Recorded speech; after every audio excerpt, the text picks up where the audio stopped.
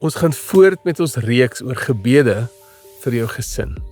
Onthou, die krag van gebed lê daarin dat ons God se woord terugbid na hom toe.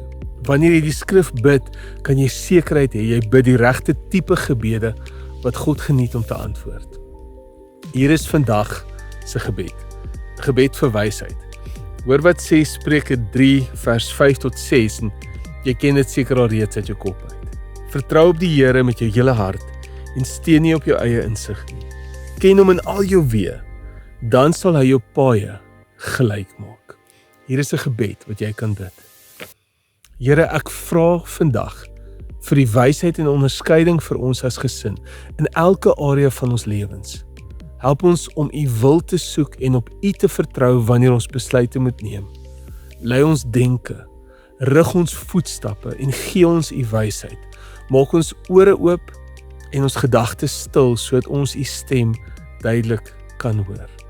Begin by my in Jesus se naam. Amen. Die Here seën jou.